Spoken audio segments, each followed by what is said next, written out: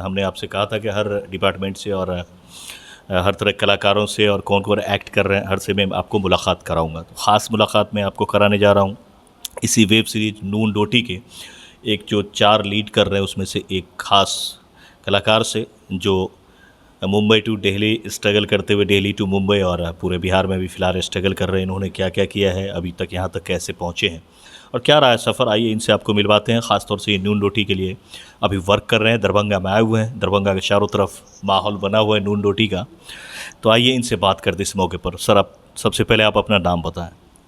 मेरा नाम आदर्श भारद्वाज है। जी, आपका हमारे चैनल बहुत बहुत आकाश से स्वागत है आपका। थैंक यू, आपने मुझे ये अपॉर्चुनिटी दिया इंटरव्यू के लिए। I am thankful to you. नहीं, दरअसल देखिए आप उस लायक हैं इसीलिए मौका दिया गया। ऐसा नहीं कि मैं आप पे एहसान कर रहा हूँ, आप मेरे चैनल पे एहसान कर रहे हैं कि आप इतने बड़े वेब सीरीज़ में होते हुए अपना टाइम निकाला, ये हमारे लिए बड़ी बात होती है। आदर्श जी, ये जो आप काम कर रहे हैं, सबसे पहले ये बताएं कि आपको कब लगा था कि आपको एक्टिंग के फील्ड में आनी चाहिए और ये एक्टिंग करनी चाहिए, ये आपको कब लगा था? हाँ, इसके बारे में मैं ये कहना चाहूँगा कि जब मैं क्लास 7 और 8 में था तभी मैंने सोच लिया था कि मुझे एक्टिंग के फील्ड में जाना है।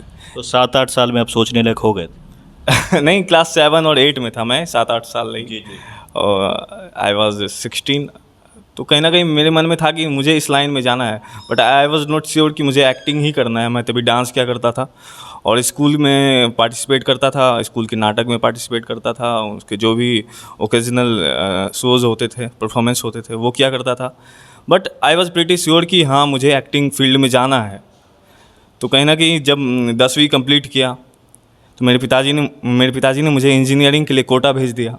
अच्छा, कोटा से आप आ चुके? जी, मैं कोटा से आ चुका हूँ। और तो वो कोर्स आपने जब आपके पिताजी ने कहा, तो मैं ये मानूं कि आपके मम्मी और पापा ये नहीं चाहते थे कि आप एक्टिंग फील्ड में जाएं? नहीं, मेरे घर में कोई नहीं चाहता था कि मैं एक्टिंग फील्ड में जाऊँ। इनफैक्ट सब वहाँ ये सोचते थे मेरे बारे में कि लड़का बर्बाद हो गया। अच्छा, ये कितने साल पहले की बात? ये मैं अभी 22 का हूँ, तो व्हेन आई वाज 17, ये तब की बात है। अच्छा ठीक है, जब सोचते थे कि आप बर्बाद हो गए, तो अब क्या सोच रहे कि आबाद हो गए? नहीं, अब सब सोच रहे हैं कि हाँ, लड़का सही जा रहा है, सही ट्रैक पे है। वो मतलब बर्बाद नहीं हुआ है। जो हमने सोचा था कि नहीं, सर्वाइव नहीं कर सकता है या गलत फील्ड चुन लिया इसने, ऐसा कुछ नहीं है। तो आपने मम्मी पापा को कैसे विश्वास दिलाया कि आपको ये करना चाहिए? या जब मैं 10th में था तो एक पटना में शो था, देवेन दीवा, गुलशन ग्रोवर का शो था वो। तो मैंने उसमें परफॉर्म किया था और उससे पहले पापा मम्मी किसी को भी पता नहीं था कि मैं डांस करता हूँ। मैं घर में ही चुपके चुपके डांस किया करता था आईना के सामने, और एक्सरसाइज वगैरह, जो भी एक्टिंग वगैरह वीडियोस छोटे छोटे बनाता था। तो देवेन दीवा शो में मैंने जो परफॉर्मेंस दिया उससे पापा काफ़ी प्रभावित हुए और उनको लगा कि हाँ, लड़का कुछ कर सकता है। जबकि उन्हें कुछ पता नहीं था कि इसने ये कहाँ से सीखा है, कहाँ से कर रहा है। यानी मैं ये मानूं कि आप अपने फैमिली से कट के, लोगों से कट के, अपने घर को ही अपना स्टूडियो कहें या फिर आप एक इंस्टीट्यूशन कहें जहां आप सीखने की, लर्न करने की कोशिश कर रहे थे, वो आपका रूम ही था और आपका आईना था जो आपका साथ दे रहा था। एग्जैक्टली, वो मेरा रूम ही था। और पापा चूँकि बाहर रहते थे तो वो कुछ देखते नहीं थे, और मम्मी घर के काम में व्यस्त रहती थी। वो भी सोचती थी लड़का ऐसे ही फ़ोन चला रहा है, ये कर रहा है, वो कर रहा है, मतलब ज़्यादा गौर नहीं करती थी मेरी बातों पर, मेरी चीज़ों पर जो मैं करता था। तो फिर पटना के बाद क्या हुआ? जब पटना में आपने परफॉर्मेंस दिया उसके बाद भी पापा ने मुझे कोटा भेज दिया। वो तो मैंने 10th में ही किया, लेकिन उसके बाद पापा ने मुझे कोटा भेज दिया। कि कोटा जिस दिन जा रहे थे कैसा मन था आपका? कोटा जाने के ठीक एक दिन पहले मैं घर से भाग गया था। अकेले? हाँ, अकेले भाग गया। कभी कभी लोग दूसरों के साथ भी भाग जाते हैं घर से, इसीलिए सवाल ये मैंने। नहीं, मैं अकेले भागा था और मैं भागते भागते अपने गाँव पहुँच गया। अच्छा, आप रहते कहीं और थे, आपका गाँव कहीं? सबसे पहले ये बताइए, आप रहने वाले कहाँ के? मैं सहरसा का रहने वाला हूँ। अच्छा, हाँ, रह कहाँ रहे थे? प्रॉपर सहरसा टाउन में रहता हूँ, लेकिन मेरा गांव थोड़ी सहरसा से थोड़ी ही दूर, सहरसा जिला में ही पड़ता। कौन सा नाम क्या है? सौर बाजार सिलेट। सौर बाजार सिलेट जी। तो गाँव पहुँच गए बाद? मैं भागते भागते पहले इधर उधर बौखा थोड़ा, फिर बौखते बौखते मैं थक गया तो मैंने ऑटो लिया और मैं गाँव पहुँचा। तो पापा के पास खबर गई कि मैं गाँव में हूँ, तो पापा भी पहुँचे। और मुझे लगा कि पापा मुझे मनाएंगे कि चलो बेटा चलो। पापा अलग गुस्से में थे। अच्छा, वो भी अपने मूड में थे और आप अपने मूड में थे? हाँ, मेरे फैमिली में सब एकदम एग्रेसिव मूड के हैं। हाँ। तो वो आए थे तो बांस निकालते ही आए। अच्छा, गाँव में जो बांस लेते हुए आए कि कहाँ गया। लेकिन दादाजी थे, अंकल थे, उन्होंने सबने मनाया उनको और सबने मुझे भी कन्विंस किया। दूसरे दिन मुझे कोटा निकलना पड़ा, जाना तो पड़ा। जाना तो पड़ा, अच्छा, फिर? भले ही मैं उस कष्ट में था, लेकिन मुझे जाना पड़ा।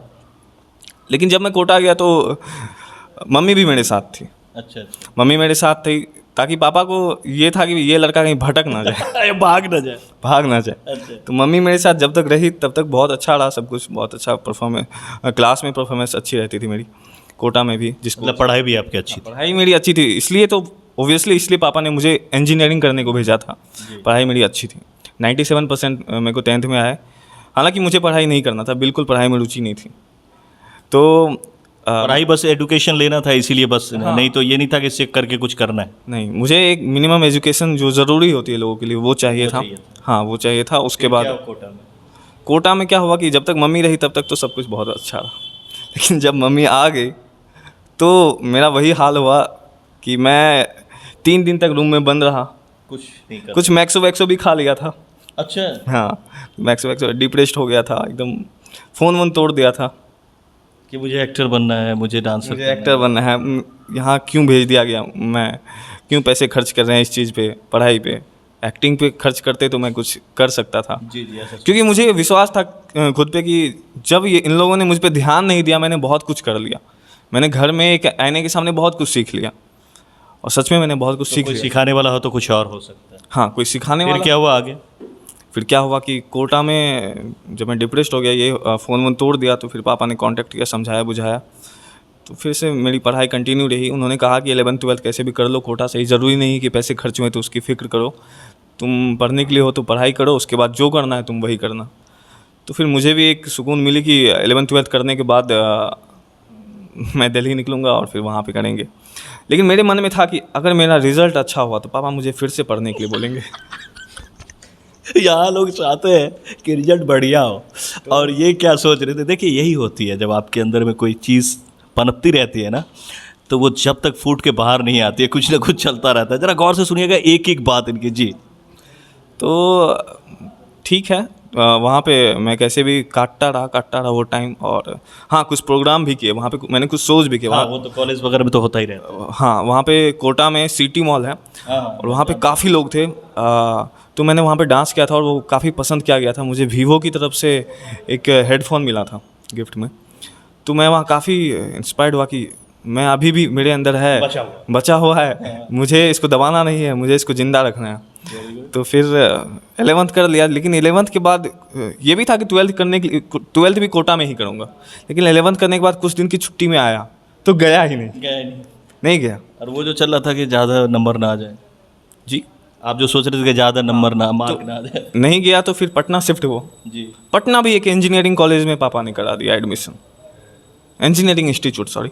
यानी वहाँ से आए तो फिर यहाँ भी वही चीज़। हाँ, यहाँ भी वही चीज़। तो दिमाग में ये था कि अच्छे मार्क्स नहीं आने चाहिए, पासिंग मार्क्स आ जाने चाहिए। तो ठीक है, 12th, अभी 12th चल रहा था। जब 12th के एग्ज़ाम का टाइम आया तो प्रेशर था एग्ज़ाम का कि पास भी करना है और ज़्यादा मार्क्स भी नहीं लाना है। तो जब हम सोचते हैं कि हमें 90% आएगा तो हमें 80% आता है, और मैंने सोचा ही था कि मुझे 75 लाना है। ज़्यादा नहीं लाना। हाँ, एग्ज़ाम हुआ, रिज़ल्ट आया और मुझे आया 60%। तो आप खुश हो गए? मैं डबल खुश। अब घर वालों का क्या रिएक्शन होगा, मैं तो था ही। क्या हुआ कि मेरे भाई का तीनों सब्जेक्ट में क्रॉस लग गया। अच्छा, तो आप तो सुपर हो गए उससे। पढ़ाई में दोनों कमज़ोर थे, मतलब अच्छे थे, लेकिन 12th में दोनों का रिज़ल्ट बहुत कमज़ोर आया। मेरा 60%, चूँकि मैंने तो जानबूझ के ख़राब करना ही था, और भाई को क्रॉस लग गए। तो दोनों ने मिल के डिसाइड किया कि भागा जाए यहाँ से। अच्छा दोनों फिर भाग गए। अच्छा। हाँ, 12th के रिज़ल्ट के बाद दोनों घर से भाग गए और मेरी नानी को गए। तो कुछ हमने फ़ोन वोन सब बंद कर लिया था, और मैं कुछ फिर फ़ोन ऑन किया तो आवाज़ बदल बदल के बात करता था कि आप देख सकते हैं मिथिला के बच्चे हैं, और भागे तो पहली बार अपने घर पे भागे थे, दूसरी बार ननिहाल भागे। ऐसा नहीं कि भाग के मुंबई चले गए, दिल्ली चले गए, या फिर अमेरिका चले गए, या कहीं पकड़ा गए। तो आप देख सकते हैं ये मिथिला के बच्चा थे, ननिहाल चले गए। जी, और आवाज़ बदल बदल के। जी, आवाज़ बदल बदल के मैं बातें कर रहा था अंकल से कि आदर्श वहाँ है, आर्यन यहाँ है, मेरे भाई का नाम आर्यन था। तो आर्यन यहाँ है, आदर्श यहाँ है, तो ऐसे ही बातें करते रहे। बट कुछ देर के बाद उन्होंने पता लगा लिया कि यही आवाज़ बदल बदल के बात कर रहा है। आप थे तो आप कम से कम कंफर्म हो गया कि ये लोग ठीक हैं और नानी गांव में हैं। लेकिन दूसरे ही दिन मेरा भाई चले गया और मैं वहाँ रहा। और फिर कुछ दिन के बाद घर मेरे पापा ने मुझे मैसेज किया कि बेटा ठीक है, तुमने मुझे निराश किया लेकिन तुम हार मत मानो। तो फिर पापा ने ये बात कही तो फिर मैं थोड़ा सुकून मिला कि अच्छा चलो पापा गुस्सा नहीं है। तो फिर घर आ गए, रिज़ल्ट ख़राब हो गया। अब सोच विचार में थे कि करना क्या है, क्योंकि मुझे तो पता था कि कम मार्क्स आने के बाद मुझे दिल्ली में एडमिशन लेना ही लेना है एक्टिंग इंस्टीट्यूट में। तो मैंने पापा को कन्विंस कर लिया इस बार कि मुझे अब इंस्टीट्यूट में लेना है एडमिशन। तो हम सब दिल्ली की तरफ रवाना हुए और फिर वहाँ पे मेरे चाचा हैं जो जितेंद्र बबलू हैं, वहाँ के काफ़ी ख़ास और काफ़ी प्रसिद्ध तबला प्लेयर हैं जी। हम लोग उनके पास गए और उनकी मार्गदर्शन में मैंने एक क्राफ्ट फिल्म स्कूल वहाँ पे एडमिशन लिया और वहाँ पे मैंने एक्टिंग से डिप्लोमा किया। वहाँ पे मेरा काफ़ी अच्छा रहा और मैं ए ग्रेड एक्टर कंसिडर्ड, मुझे सर्टिफिकेट मिला और मैं ए ग्रेड एक्टर वहाँ से कंसिडर्ड हुआ। तो ये रही मेरी पहली एक्टिंग इंस्टीट्यूट। उसके बाद वहाँ से छुट्टी होने के बाद मैं घर आ गया। और घर आने के बाद 1 महीने के बाद मैंने सोचा कि 1 महीने रह के वापस दिल्ली चले जाएंगे और फिर से कंटिन्यू करेंगे एक्टिंग। लेकिन क्या हुआ कि कोविड शुरू हो गया।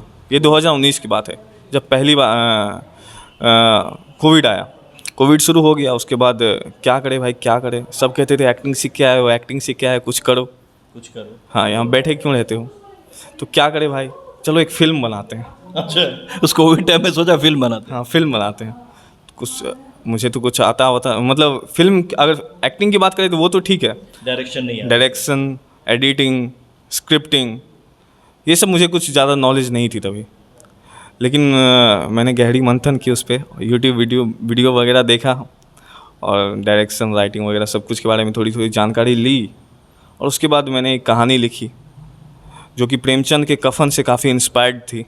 अच्छा, खुद से कहानी लिखी और प्रेमचंद के कफन से मॉडिफाई किया था उस कहानी को, उससे इंस्पायर्ड से, उससे एडॉप्शन लिया था उसका। तो उस पर मैंने एक स्क्रिप्ट लिखा, उसको बाकायदा शूट किया, फिर उसको एडिट किया और अपना चैनल बना हुआ था पहले ही, तो उस पर अपलोड किया। और अभी उस वीडियो की ये बात है कि उस पर 1 लाख से ज़्यादा व्यू हैं। अच्छा, 1 लाख। 1 लाख, हाँ 1 लाख क्रॉस है व्यू। तो ऐसे ही मेरा सफ़र शुरू हुआ शॉर्ट फिल्म बनाने का। फिर मैंने और भी 2-3 बनाए। तो मैं वहाँ पे कोविड में बैठा नहीं रहा, मैं अपने गांव, हाँ मैं बैठा नहीं रहा, मैं अपने दोस्तों के साथ जो गांव में थे, गांव के लोग थे, वो बहुत जल्दी कन्विंस हो जाते हैं एक्टिंग करने के लिए। कुछ लोग, हाँ, गांव में तो लोगों को लगता है एक्साइटेड होते हैं कि मुझे एक्टिंग करना है, हाँ चांस मिले, एक्टिंग करना है। तो पहले तो कुछ लोग हंसते थे, लेकिन पहली मूवी में 3-4 लोगों ने काम किया। उसके बाद कुछ लोगों ने देखा कि हाँ ये यूट्यूब पे आता है, फिल्म है, तो और भी लोगों ने काम किया। फिर 10 लोगों ने, फिर उसके बाद क्या हुआ कि सब कहते थे कि मुझे भी एक रोल दे दो, मुझे भी एक रोल दे दो। मांगने लगे लोग। मांगने लगे और कहते थे फिल्म नहीं बनाओगे, मुझे भी एक रोल दे दो, क्योंकि वो काफ़ी पॉपुलर होने लगा था उस एरिया में। लोग देखने लगे थे, पसंद करने लगे थे उसे। तो ये रहा मेरा लॉकडाउन का सफ़र। लॉकडाउन में भी मैंने काफ़ी कुछ सीखा। फिर यहाँ कैसे, इस सीरीज़ में कैसे जुड़े? हाँ, इस सीरीज़ में मेरा ये था कि मैं दिल्ली में था और मैं अरविंद गौर जो अस्मिता थिएटर ग्रुप के डायरेक्टर हैं, मैं उनके पास थिएटर कर रहा था। तो मुझे निखिल मिश्रा जो इस वेब सीरीज़ नून रोटी के असिस्टेंट डायरेक्टर हैं, तो हम दोनों ने साथ में क्राफ्ट फिल्म स्कूल में वो डिप्लोमा कोर्स किया हुआ था। तो मुझे वहाँ से वो जानते थे। तो उन्होंने मुझे कांटेक्ट किया कि हमें एक लड़का चाहिए सहरसा से, क्योंकि चूँकि वो जानते थे कि मैं सहरसा से हूँ। तो उन्होंने मुझे कांटेक्ट किया कि हमें एक लड़का चाहिए सहरसा से, हम एक वेब सीरीज़ बना रहे हैं नून रोटी। तो फिर मैंने कहा अगर वेब सीरीज़ बना रहे हैं तो ये मैथिली की पहली वेब सीरीज़ होने जा रही है। और मुझे था कि मैं अपने जहाँ से मैं बिलोंग करता हूँ वहाँ से कुछ काम करूँ, अपने लैंग्वेज की चीज़। हाँ, आई वॉज इंटरेस्टेड। तो मैंने इनको कहा कि ठीक है, मैं ही काम करता हूँ ना। अच्छा, हाँ, मुझे काम करना है अपने एरिया के, अगर कुछ हो रहा है अपने एरिया, अपने क्षेत्र से कुछ अच्छा होने जा रहा है तो उसमें मैं ही काम करता हूँ। तो इस तरह मैं नून रोटी तक पहुँचा और फिर मैंने मैंने कोई ऑडिशन वगैरह नहीं दिया था। भैया ने मुझे मतलब 2 महीने फिर मैं क्या बताऊँ, फिर उसके बाद मैं यहाँ पे पहुँचा। और तो ये जो सीरीज़ बन रही है, काफ़ी लंबी बात हुई आपसे, अभी बहुत कुछ बाकी है इसमें, आप लोग कहीं जाइएगा मत, पूरा देखिए। तो ये आदर्श जी, ये नून रोटी बन रही है फ़िलहाल, यहाँ एक वेब सीरीज़ है, सबों को इससे उम्मीद है, ख़ास तौर से जो इसके डायरेक्टर हैं उनको, और इसमें जो काम कर रहे हैं उनको, और मिथिला को भी, क्योंकि बहुत दिनों से मैं देख रहा हूँ काफ़ी लंबा स्ट्रगल ये कर रहे हैं विकास सर जो हैं। और इनका स्ट्रगल ये समझिए कि इनको इस लाइन की इतनी ज़्यादा आ चुकी है क्वालिटी कि उसका कोई ये नहीं है, बस एक अच्छा प्रोड्यूसर नहीं मिलने से थोड़े से बैक पे चले गए थे, लेकिन ये अच्छा काम है। आपको कितना लग रहा है कि ये फ़िल्म जो आएगी वेब सीरीज़ मैथिली में है, और ये बड़ा रिस्क लिया गया है, बड़ी खर्च हो रही है, बहुत सारे लोग 95 कैरेक्टर्स हैं इसमें पूरे मिला करके, इतने लोग इसमें वर्क करेंगे, तो कैसा छाएगा ये और कैसा रहेगा इसका रिजल्ट, आउटपुट क्या रहेगा, इस पर आपको क्या लग रहा है आपको? चूँकि मैंने वीडियोस देख रखे हैं मधुर मैथिली के, तो विकास झा को मैं पहले से जानता हूँ। और जब मुझे पता चला कि विकास झा ही इसको डायरेक्ट करेंगे, तो मुझे कहीं ना कहीं थोड़ा संदेह था कि ये तो एक्टिंग करते हैं भाई, एक्टर बहुत आपको तो लग रहा था एक्टिंग करते हैं। एक्टिंग करते हैं, हो सकता है डायरेक्शन भी करते हो। तो फिर जब मैं यहाँ पे आया, मुझे पता चला इनके बारे में, और मैंने इनका काम करने का तरीका देखा, और मुझे बहुत अच्छा लगा कि स्क्रिप्ट भी इन्होंने ही लिखा है, डायरेक्शन भी ये करते हैं, और एडिटिंग भी कहीं ना कहीं यही करेंगे, कहीं ना कहीं नहीं, ज़रूर यही करेंगे। और जो दिक्कत यहाँ पे हो रही है वो उसको झेलते हुए जैसे काम कर रहे हैं, तो मुझे लग रहा है कि ये सीरीज़ बहुत ही अच्छा होने वाला है, ये काम बहुत ही अच्छा होने वाला है। तो आप लोगों ने देखा, अभी मैं आपको मिला यहाँ पर आदर्श भारद्वाज से, और ये इस वेब सीरीज़ में आए हैं, और आपने देखा कि बच्चों को कितना स्ट्रगल करनी पड़ती है। अगर आज के दौर में भी आप 3 इडियट से कुछ नहीं सीखेंगे गार्जियंस, कि आपके बच्चे में जो कला है, दौड़ने की कला है तो दौड़ने वाली फील्ड में लगाएं, क्रिकेट की कला है तो क्रिकेट में लगाएं, इंजीनियर बनना चाहता है इंजीनियर बनाएं, डॉक्टर बनना चाहता है डॉक्टर बनाएं, लेकिन बच्चा जो बनना चाहता है उसको आप डेवलप करें, और अगर एक्टर बनना चाहते हो तो एक्टर भी बनाएं। तो इस तरह से आपके बच्चे नहीं भागेंगे, और आदर्श के तरह एक अच्छे एक्टर बनेंगे। बहुत अच्छा एक्टिंग कर रहे हैं, और हमें उम्मीद है कि इस वेब सीरीज़ से इनको भी एक अच्छी पहचान मिलेगी, और विकास झा को तो पहचान मिलना ही है, और पहले से भी परिचित हैं। इस वेब सीरीज़ के बाद मैथिली में एक नई चीज़ आएगी, तो इस वेब सीरीज़ के और भी कलाकारों से मैं लगातार आपको मुलाकात कराता रहूँगा। अगर अभी भी हमने हमारे चैनल को सब्सक्राइब नहीं किया तो ज़रा रहम करें भाई, प्लीज़ सब्सक्राइब कर लें, और अगर फेसबुक पर देख रहे हैं तो फॉलो कर लें प्लीज़। मिलते हैं, इसको शेयर करें अगले खबर में और अगले कलाकार के साथ बहुत जल्द फिर से। तब तक के लिए हमें दे इजाज़त, मिलते हैं अगली खबर में। नमस्कार।